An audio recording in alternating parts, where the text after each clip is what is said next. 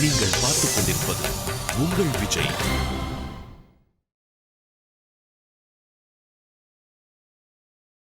பித்ரே பிரம்மோபதேஷ்டே மே குரவே தெய்வதாய ச பிராப்யாய பிராபகாயாஸ்து நம ஸ்ரீநிதயே நமஹா.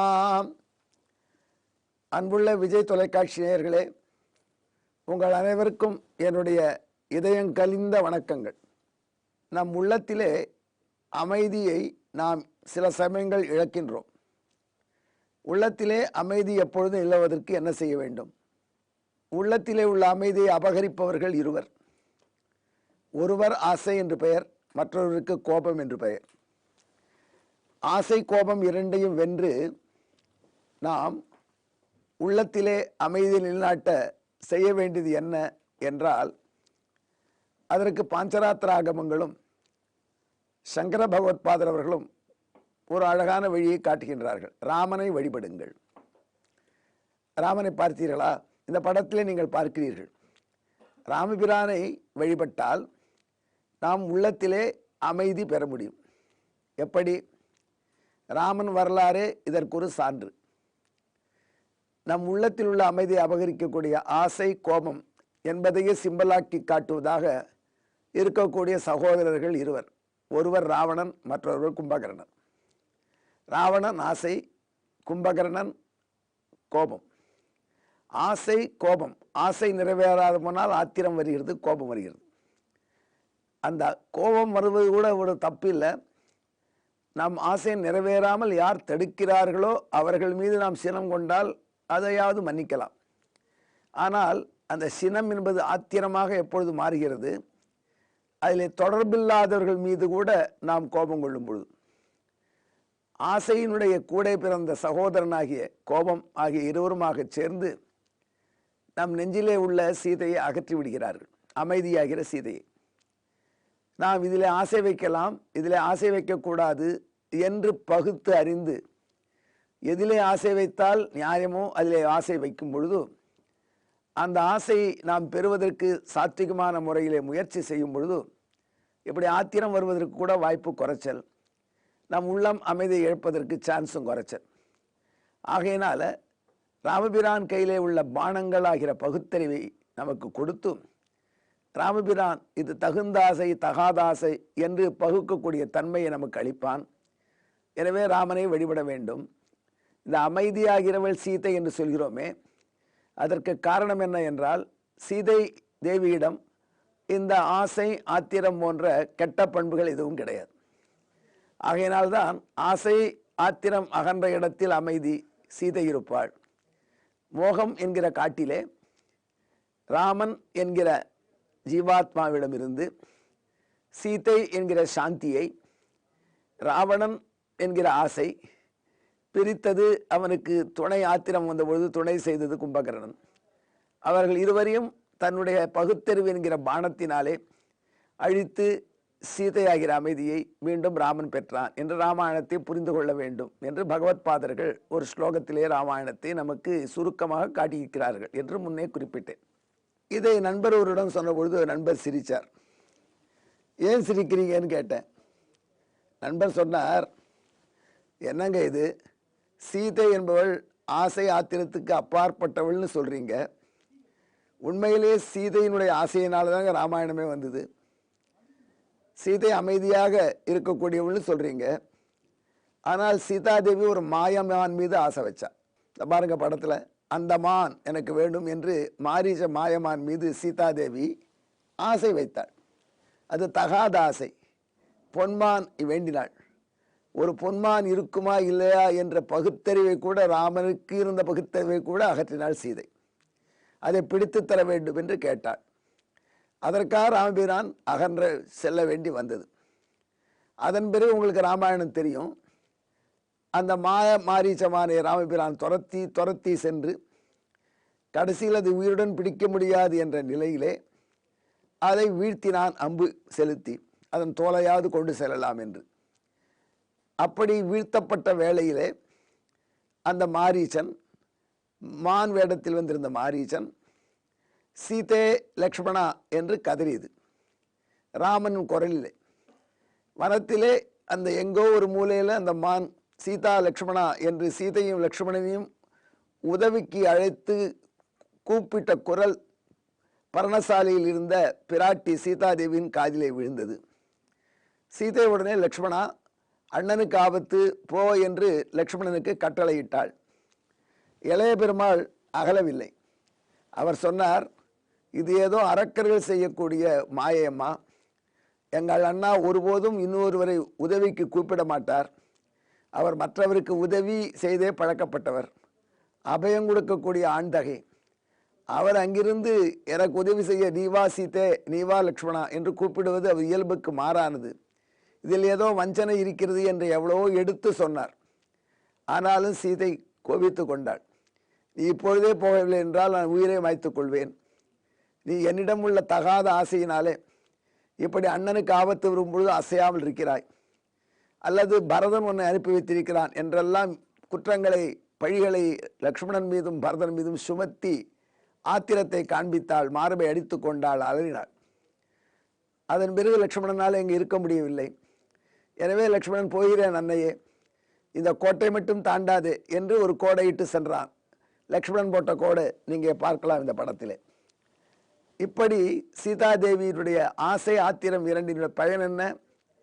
சீதை லங்கையிலே சிறையில் அசோகரத்தில் இருக்க வேண்டி வந்தது. பாடுபட்டு சீதையை ராமபிரான் மீட்க வேண்டி வந்தது. அப்படி இருக்கும் பொழுது அமைதிதான் சீதை என்றும், சீதாதேவி அதாவது இலக்குமியின் அவதாரமான சீதாதேவியிடம் ஆசை ஆத்திரம் போன்ற தகாதாசை, அதனால் பிறக்கக்கூடிய, அது கிடைக்காததினால் வரக்கூடிய ஆத்திரம் போன்றவை அற்றவள் என்றும் நீ உபன்யாசம் செய்கிறாயே, அதை நினைத்து தான் எனக்கு சிரிப்பாக இருக்குன்னு சொன்னார். ஆனால் உண்மையிலேயே சீதாதேவிக்கு அப்படி ஆசை, தகாத ஆசையும் கிடையாது, அதனால ஆத்திரமும் வரல. பின்ன ஏன் அப்படி செஞ்ச? அமைதியை விடுத்த அன்னை.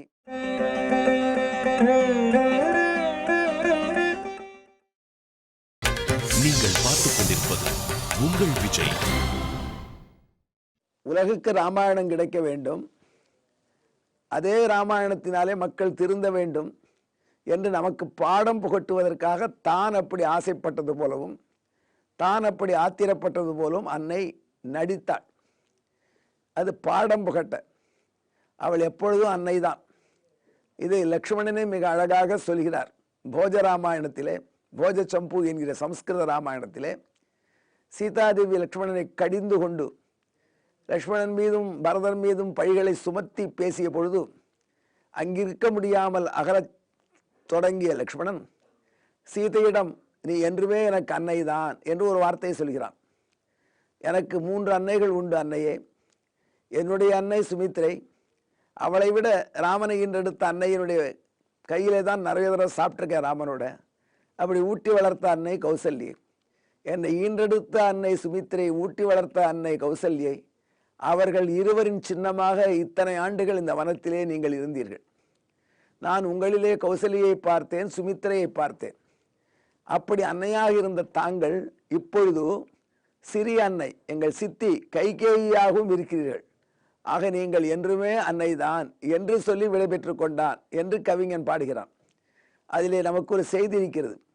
அன்னையாக உலகத்திலே எல்லோருக்கும் அன்னையான சீதாதேவி எந்த நிலையிலும் அன்னைதான். ஆனால் அந்த அன்னை குழந்தைகளை திருத்துவதற்காக தானே செய்யக்கூடிய ஏதோ ஒரு செயலை போல் இந்த ஒரு நாடகத்தை நடித்தாள். ஆக அவள் என்றுமே அமைதியே நிறைந்தவள், தகாதாசை வெகுளியற்றவள். இந்த அடிப்படையிலே சீதாதேவியை நித்யசாந்தா என்று சொல்வார்கள். சீதாதேவி தானே நித்யசாந்தா, சீதாதேவியே லக்ஷ்மி தானே. எனவே லக்ஷ்மி தேவிக்கும் நித்யசாந்தா என்பதாக திருநாமம். நித்யசாந்தா என்கிற திருநாமத்தை நாம் பக்தியோடு சீதாதேவியை தியானம் செய்து கொண்டு ஜபித்தோமாகில் நமக்கு எப்பொழுதுமே அமைதி நிச்சயமாக கிட்டும். இந்த தகாத ஆசை, அதனால் அது கிடைக்காததினால் வரக்கூடிய வெகுளி, கோபம், இவை இரண்டும் நம்மை தாக்காது. இப்பொழுது நீங்கள் வடுவூரிலே காட்சி தரும் அன்னை சீதாதேவி, உடனிருக்கும் ராமபிரான், அந்த சீதை எப்பொழுதுமே அன்னைதான் என்று தன்னுடைய அழகான வார்த்தைகளினாலே உலகுக்கு உணர்த்தி அருளிய லக்ஷ்மணன் ஆகிய மூவரையும் இங்கே படத்திலே காண்கிறீர்கள். இந்த மூவரையும் குறிப்பாக சீதையை நெஞ்சிலே வைத்து இந்த நித்யசாந்தா என்கிற திருநாமத்தை ஜபியுங்கள். இந்த நித்யசாந்தா என்கிற திருநாமத்திற்கு உள்ள பொருள் நாம் சொல்லியது தங்களது நெஞ்சிலே நன்கு பட வேண்டும் என்பதற்காக ஒரு சிறிய ஸ்லோகமாக இங்கே அமைத்து வாய்ப்பாடாக காட்டுகிறேன். பாருங்கள்.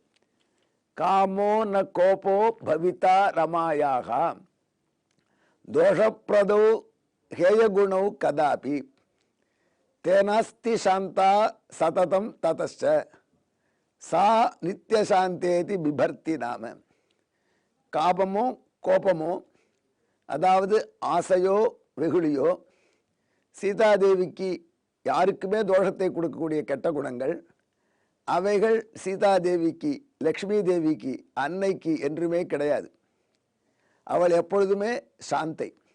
எனவே நித்யசாந்தா என்று அவளுக்கு பெயர் என்று இந்த ஸ்லோகம் காட்டுகிறது. நாம் ஜபங்கள் சரியாக செய்வதில்லை, பிழைகள் நிறைய செய்கிறோம். பொய் சொல்லாதே என்று வேதம் சொன்னால் பொய் சொல்கிறோம். இதற்கெல்லாம், இந்த பிழைக்கெல்லாம் என்ன மன்னிப்பு? இதற்கு ஒரு மந்திரம் ஜபிக்க சொல்லி வேதத்திலே சொல்லியிருக்கிறது. அந்த மந்திரத்தை ஜபிக்கிறார்கள். ஆனால் அந்த மந்திரம் தெரியாது நாம் என்ன செய்வது? அந்த மந்திரத்தை ஜபிக்க நமக்கு உபதேசம் இல்லை என்றால் என்ன செய்வது? இப்பொழுது விஜய் டிவியிலே உங்களுக்கு அதனுடைய சப்ஸ்டிடியூட்டாக, அதை விட வலிமை வாய்ந்ததாக, வீரியம் வாய்ந்ததாக இந்த அன்னையின் 118வது திருநாமத்தை நான் சொல்லியிருக்கிறேன். இந்த நித்யசாந்தா என்கிற திருநாமத்துக்கு இதுவரை நாம் சொன்ன விளக்கத்தை மிக சுருக்கமாக தமிழிலே காட்டுகிறேன். ஆசை ஆத்திரம் அற்று என்றும் அமைதியே வடிவெடுத்திருப்பவள் அன்னை திருமகள் லக்ஷ்மி சீதை. எனவே அவள் நித்யசாந்தா. அந்த திருநாமத்தை ஜெபிப்பவர்களுக்கு என்றுமே அமைதி கிடைக்கும், மன அமைதி இருக்கும்.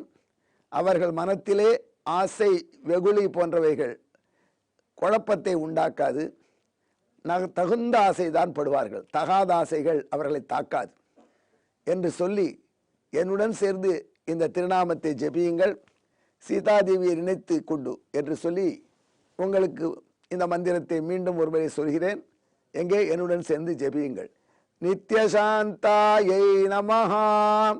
இதுவே லக்ஷ்மி சஹஸ்ரநாமத்தில் 118வது திருநாமமாக அமைந்திருக்கும் அழகை ரசியுங்கள்.